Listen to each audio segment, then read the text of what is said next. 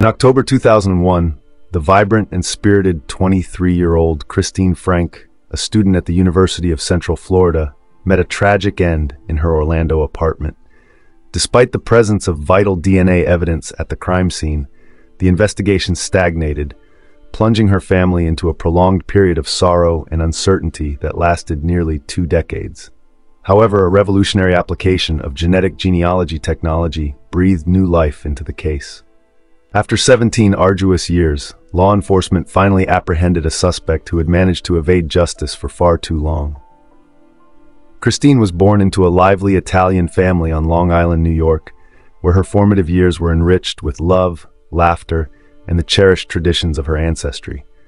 Her parents, John and Tina Franke, instilled in their children the values of family, affection, and unity, cultivating a nurturing atmosphere for Christine and her siblings, brother John and sisters Barbara and Maria, to flourish. At the age of 9, the family made a significant move to Vero Beach, Florida, in search of fresh opportunities and a new lifestyle.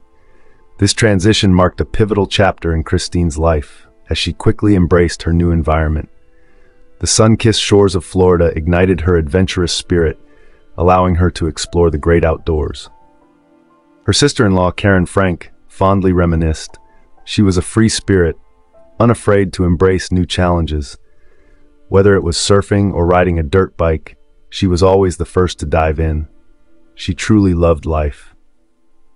Christine's commitment to her education flourished during her high school years at Vero Beach High School, where she excelled academically and forged enduring friendships.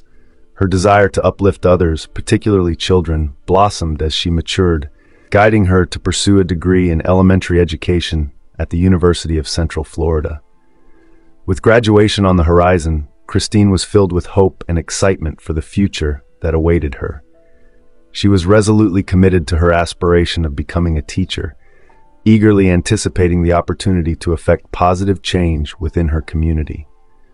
However, just as Christine stood on the precipice of fulfilling her dreams, her life was tragically and senselessly extinguished. On a fateful night, October 21, 2001, in the serene surroundings of Eaton Park, Orlando, Christine concluded her double shift at Cigars, a restaurant nestled within Universal Studios Orlando's City Walk, where she diligently worked to finance her education. It was approximately 4 a.m. when she returned to her apartment, presumably carrying several $100s in cash from her shift, a detail that would later ignite suspicions of foul play. Around 4:30 a.m., a neighbor within the apartment complex reported a loud noise, likened to the shattering of glass, piercing the tranquility of the night. This brief moment of disturbance went largely unnoticed, yet it would later serve as a crucial timeline for investigators. Inside Christine's apartment, a harrowing scene awaited discovery. A friend, concerned by Christine's unresponsiveness to messages, found her lifeless body sprawled on the floor, surrounded by a pool of blood. The shocking sight revealed that she had suffered a single gunshot wound to the head. The friend immediately dialed 911, desperately trying to render aid, but it was evident that Christine had already succumbed to her injuries. Upon the arrival of law enforcement, they encountered an apartment in disarray, a clear indication of a violent struggle. Family members rushed to the scene, but officers barred their entry. Even when the friend who discovered Christine confirmed the tragic reality, they struggled to comprehend the enormity of the loss. Investigators swiftly identified vital evidence, a .25 caliber shell casing located near Christine's body, suggesting a deliberate attack. Forensic teams meticulously scoured the apartment for clues, collecting fingerprints, the shell casing, and any potential DNA evidence. Officers conducted interviews with neighbors, particularly focusing on the individual who had reported the disturbing noise. Regrettably, most residents either had not heard anything or were too deeply asleep to offer any meaningful insights. As the investigation progressed, authorities began to theorize that Christine's tragic demise might have originated from a robbery. The timing of her arrival home, along with the cash she likely possessed, suggested that an intruder could have specifically targeted her residence. However, this hypothesis yielded few immediate breakthroughs. The fingerprints gathered from the crime scene were analyzed, yet none corresponded with known individuals in police records, leaving investigators feeling exasperated and with scant leads.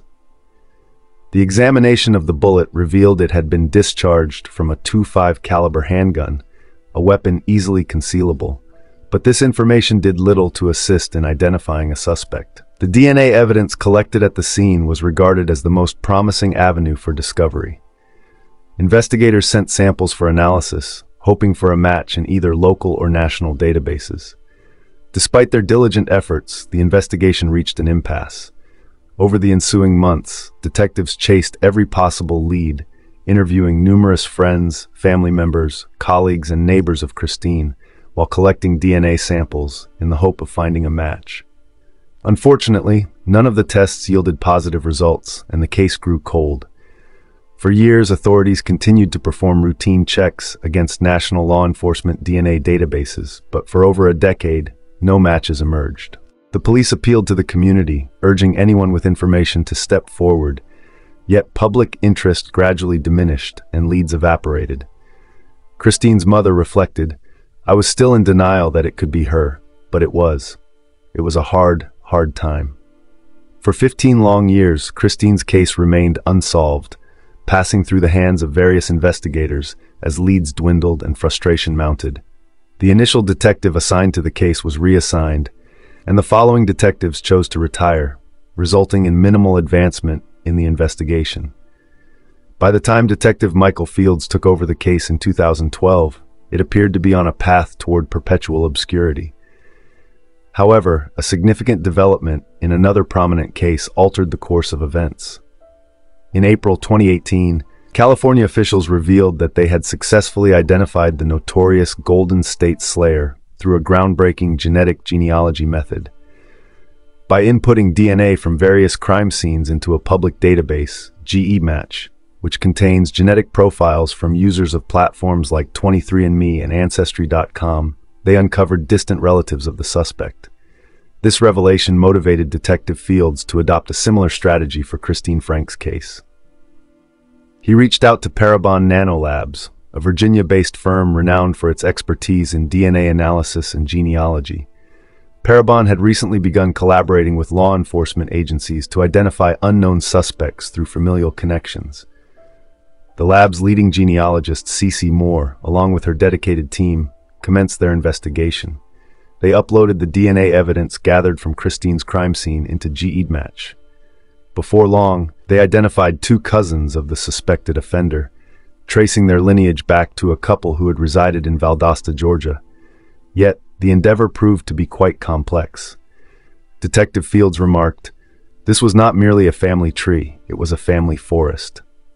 The Valdosta couple had an extensive lineage, necessitating that investigators and the Parabon team meticulously navigate the intricate branches of the family tree. They collected additional DNA samples from relatives, systematically ruling out suspects based on age, gender, and other criteria.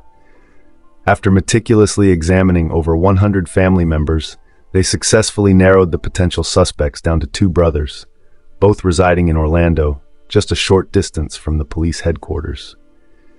Detective Fields and his team initiated surveillance on the brothers, preparing warrants to obtain DNA samples from both. An undercover officer discreetly obtained a saliva sample from one brother using a discarded sports drink bottle. However, when the DNA was analyzed, it did not correspond with the evidence collected from the crime scene. This left only one individual under suspicion, Benjamin Lee Holmes, Jr. Residing in the Rosemont North neighborhood of Orlando, Holmes became the target of meticulous surveillance. Officers monitored his movements, anticipating an opportunity to gather DNA. Their patience paid off when they observed him smoking a small cigar and carelessly discarding it alongside an empty beer can. These items were swiftly retrieved and sent for forensic analysis. The results were unequivocal. Holmes's DNA matched the sample found at the crime scene of Christine Frank.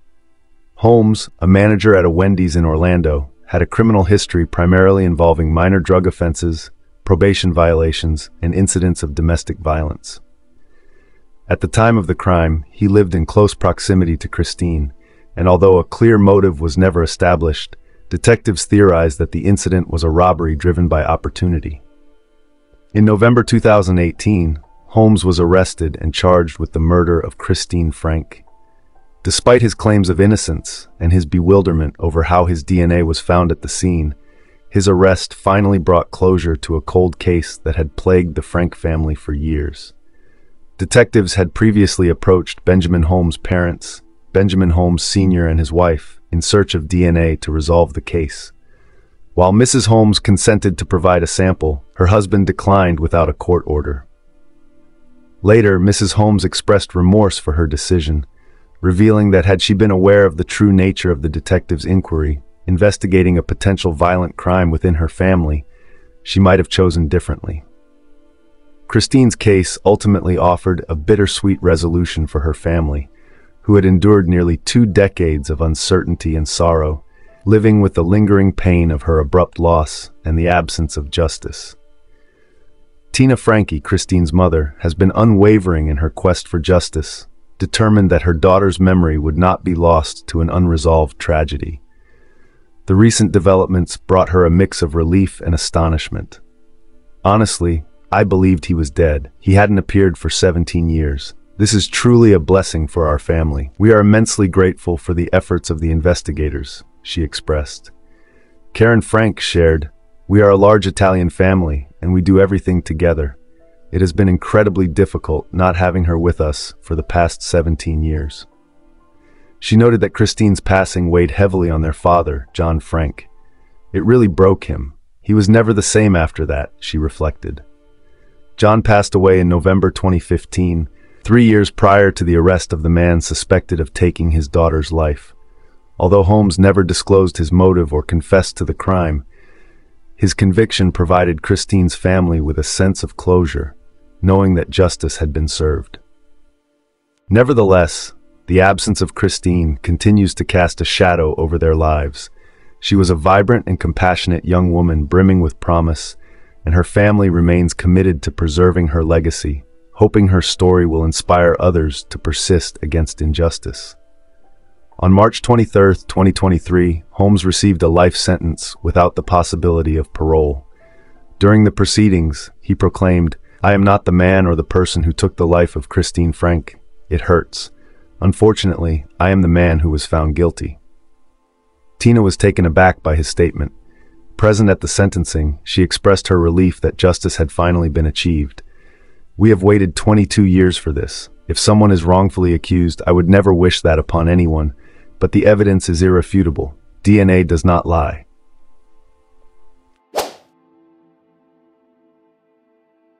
In the early hours of January 7, 1975, the tranquil neighborhood surrounding the Howard Johnson Motel in Fulton County, Atlanta, was shattered by a horrific crime. Samuel Milton Guy, a distinguished 50-year-old law enforcement officer, met a tragic fate when he was fatally shot while serving as the motel's security guard.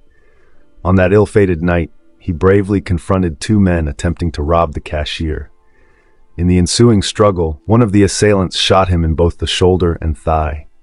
As the criminals vanished into the night, Samuel Guy lay bleeding on the floor, his life ebbing away. Despite the urgency of his transport to the nearest hospital, the gunshot wounds had severed his femoral artery, resulting in catastrophic blood loss. He succumbed to his injuries, leaving behind a grieving wife and a son, David, who followed in his father's footsteps as a police officer. A revered figure in the community, Guy had dedicated over 2 years of his life to military service from 1943 to 1946. In the wake of this tragedy, his son, along with the police department, launched an exhaustive investigation. They canvassed the neighborhood, yet no leads emerged to illuminate the case. The scant details they uncovered revealed that the assailants had made off with $275 from the cashier and had stolen Guy's firearm, with the shots fired from a .38 caliber handgun. However, these fragments of information proved futile without a tangible connection to the perpetrators. The complexity of the case deepened, as incidents devoid of links between victim and assailant often present insurmountable challenges. 6 months of relentless investigation yielded no new insights, and the bullets recovered from the scene failed to match any known crime samples. Then, later that year, a surprising twist emerged when a man named Harold Wise stepped forward, confessing to the murder of Samuel Guy, a revelation that should have brought closure to the case. Wise's account was deemed unreliable due to his psychological struggles, leading the investigation back to its initial state, devoid of new evidence. The case grew cold, leaving only a flicker of hope for justice. Yet, David Guy's son remained resolute in his pursuit. In 1982, FBI Special Agent Arthur Krinsky, a member of the Fugitive Squad, reached out to David with pivotal information. He revealed that an informant had identified Terry Jackson and Abner Wilkinson as the individuals responsible for Guy's shooting. This revelation was monumental. However, as David delved deeper into the investigation, he was urged to withdraw due to his emotional ties to the case. Despite his relentless efforts to keep the inquiry alive, the department concluded that there was insufficient evidence to follow this lead, resulting in the case being shelved for many years. Yet, destiny intervened on September 29, 1998, a full 23 years after the murder, when an unexpected phone call would dramatically alter the trajectory of this cold case. On the line was a woman who wished to remain nameless, but she disclosed to the detective that she had knowledge of Guy's shooter. She named Abner Wilkinson as one of the culprits and referred to another individual simply as TJ. Cold case detectives Jim Rose and Scott Bennett traced the call back to the woman who was revealed to be Myrtle Wilkinson, Abner's estranged wife. It was time to pay her a visit. "Can you share what you know about that night?" they inquired. "I saw it on the news," Myrtle responded, "but he told me before I saw it. He confided in me right after it happened." She recounted that the morning following the crime, her husband Abner returned home and recounted the events, insisting, "We're not going to discuss it any further." Myrtle also admitted to fearing her husband, which had silenced her for so long. With the identification of one of the culprits, the focus now shifted to uncovering the accomplice. "Can you provide the name of the individual who was with him? Do you know his full name?" "Only TJ," Myrtle replied. Her familiarity with the initials was limited, yet it was clear that TJ referred to none other than Terry Jackson, corroborating David's assertions from 1982. It was evident that the detectives needed to reach out to David. Had they taken his claims seriously back then, the resolution of the case might have been expedited. Myrtle's revelations had fortified the case file significantly. Detectives Rose and Bennett embarked on a lengthy drive, intent on eliciting a confession from Abner Wilkinson. The rationale for prioritizing Wilkinson was straightforward. Although he had faced several arrests, none were for severe offenses, suggesting he might be the more vulnerable of the two. However, the detectives opted for a strategic approach, choosing to generate whispers within Wilkinson's community regarding police investigations into a murder. This tactic proved remarkably effective, ultimately overwhelming him. On September 17, 1999, Wilkinson confessed to his involvement, disclosing that he and Terry Jackson had plotted to rob the hotel to fund their drug habits. He expressed a profound wariness from harboring the guilt of his actions over the years, leading him to agree to become a state witness and divulge the intricacies of the crime. "It felt as if they were closing in on me, and I thought perhaps it was time to unburden myself," Wilkinson recounted, arriving with an overnight bag that hinted at his readiness to confront the consequences of his past. He recounted how he had held the clerk at gunpoint, while Jackson ventured to the rear of the lobby. This action, he claimed, incited Samuel Guy to open fire, prompting Wilkinson to return fire in kind. Then Jackson returned and shot him in the chest. Guy was dead, but I was unaware of that, Wilkinson admitted. In a decisive turn of events, Jackson directed his accomplice to dispose of the weapon while he seized Guy's pistol for himself. After dedicating the majority of the day to meticulously documenting Wilkinson's account and scrutinizing the intricate details, the detectives emerged with a sense of assurance regarding their case. The only remaining task was to apprehend Terry Jackson, which they executed that very evening. Wilkinson's narrative was corroborated by a man named Larry Smith, who disclosed that Jackson had confided in him about needing to confront a security guard. Prosecutors regarded Smith as exceptionally credible, given his pristine record. Notably, Smith had previously acted as an informant in 1982, revealing his awareness of Jackson and Wilkinson's involvement in the incident. Additionally, Myrtle asserted that her ex-husband's associate, TJ, was the other individual present with Wilkinson at the Howard Johnson Motel during the fateful shooting. Wilkinson ultimately negotiated a plea agreement with the authorities, entering a guilty plea to lesser charges and testifying that he and Terry Jackson were responsible for the death of Samuel Guy during the robbery. As part of the arrangement, he received a 12-year prison sentence in 2002. Tragically, on April 9, 2011, Abner Wilkinson reportedly passed away at the age of 75 in Atlanta. Conversely, Terry Jackson was sentenced to life imprisonment in July 2002 after being convicted of 2 counts of robbery and 1 count of malice murder. In a bid for justice, Jackson sought a new trial in August 2002, contending that the 24-year interval between the crime and his indictment in 1999 had infringed upon his right to due process. He further argued that the trial was prejudiced against him due to the death of a crucial witness during that period. Jackson revised his motion in April 2003, yet the appeal was dismissed in June. Reports indicate that all subsequent appeals have also been denied. Presently, Terry Jackson is serving his sentence in a correctional facility in Atlanta. On the fateful day of April 10, 1936, 2 skilled upholsterers entered a residence in Manhattan, New York City, to deliver a luxurious couch to their client. The pair, consisting of a seasoned master and his eager apprentice, were taken aback to find the apartment door ajar. After a moment's hesitation, they resolved to step inside, intending to place the couch within.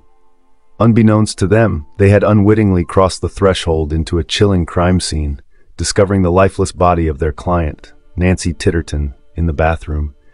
She lay face down in the tub, her garments savagely torn. What harrowing events transpired within those walls that led to such a tragic fate? Was the door left unlocked, granting the killer easy access, or had the assailant fled in haste, leaving the door wide open behind them? Theodore Kruger, the master upholsterer, and his assistant, John Fiorenza, promptly contacted the authorities. During their interrogation, they explained that they could not simply abandon the couch and depart. Thus, they ventured further into the apartment in search of Nancy Titterton. It was then that they stumbled upon her tragic demise. Nancy Titterton, a talented short story writer, was a vibrant 34-year-old woman celebrated for her literary prowess. Born on April 16, 1902, she had gained acclaim for her captivating tales published in various magazines, which resonated deeply with the literary circles of New York. While employed at the New York Times in the 1920s, she fell in love with an Englishman, Louis Titterton, marrying him in 1929. As her husband ascended to an executive role at the National Broadcasting Company, Nancy too flourished, becoming an editor at a prestigious publishing house. A passionate aficionado of reading and writing, particularly in the murder mystery genre, she founded her own publishing venture, the Crime Club Incorporated, and had recently received an enticing offer to pen a book. The brutal slaying of this beloved literary figure sent shockwaves through New York's social elite, transforming the once celebrated author into the central figure of a tragic mystery of her own making. Louis Titterton received a harrowing call from the New York City Police Department informing him of the tragic murder of his wife, Nancy. They inquired if he had any knowledge of the incident and when he last spoke to her.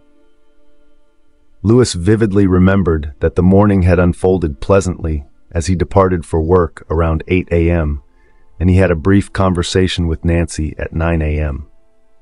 The police corroborated his account by speaking with his colleagues, effectively exonerating him from suspicion. As the investigation deepened, authorities discovered that a friend of Nancy's had reached out to her around 10:30 a.m. This friend relayed to the police that Nancy was in high spirits, eagerly anticipating the upcoming Easter weekend. The Tittertons were preparing to host family and friends, necessitating repairs and reupholstering of their couch. This timeline led investigators to conclude that the murder occurred between 10:30 a.m. and noon, coinciding with the delivery of the couch. Nancy had met a brutal end, strangled without the use of hands. A small piece of rope was found in the bathtub, distinct from typical market offerings. Additionally, marks on her wrists suggested she had been bound prior to the assault.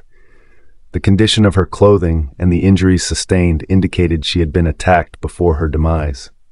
A meticulous examination of the crime scene revealed several mud stains on the bed linens, but the most significant clue emerged unexpectedly: a solitary long strand of hair resting on the bed, which was later identified as horsehair. This discovery was both unusual and intriguing, as the only plausible source of horsehair in an upscale Manhattan residence would be the newly reupholstered couch. Yet, if the workers had not entered the bedroom, how did this strand find its way to the scene of the crime? Were the workers truly innocent, or did they raise the alarm after committing the heinous act? Despite reporting the incident, Theodore and John quickly became persons of interest in the investigation. The authorities interrogated Theodore Kruger and John Fiorenza regarding their locations during the time of the crime. Theodore, the proprietor, asserted that he was at his establishment, engrossed in work on a couch. John echoed this sentiment, claiming he too was present at the shop, with Theodore affirming his presence. To validate their statements, the police paid a visit to the upholstery shop, where they discovered that although Theodore had several alibis, no one could confirm John's presence there. While the police had a strand of horsehair linking him to the scene, it fell short of substantiating any charges against him. The New York Police Department then redirected their investigation towards a distinctive piece of rope, endeavoring to trace its origin. During their inquiries, they uncovered a smudge of green paint within the residence. Upon questioning the locals, it became apparent that the building was undergoing a repainting process in that very hue. 4 painters had been hired for the task, yet only one was observed working on the day of the murder, diligently noted by numerous residents. Consequently, suspicions surrounding the painter were swiftly alleviated. Ultimately, the trail of the rope led back to the New York Handover Cordage Company, which had supplied a batch to Theodore Kruger's upholstery shop. This very rope, which had bound Nancy's hands prior to her tragic assault and murder, now served as a crucial link to the perpetrator. The police's scrutiny then shifted towards John Fiorenza. A thorough examination of police records revealed his concealed criminal history, which included 4 theft convictions and a 2-year prison sentence. Additionally, he had undergone psychological evaluation, resulting in a diagnosis of delusional disorder. Despite their growing confidence in having identified the culprit, the police sought further assurance before proceeding with an arrest. John was summoned for questioning, where he claimed a superficial acquaintance with Nancy, merely identifying her as a client. However, the police feigned a need for his assistance in the investigation, thereby gaining his trust. They subsequently presented him with the rope and horsehair, catching him off guard. In a turn of events, John ultimately confessed to the crime, recounting the entire ordeal to the authorities. On April 9, 1936, John first laid eyes on Nancy when he accompanied his boss to her apartment to retrieve an old couch.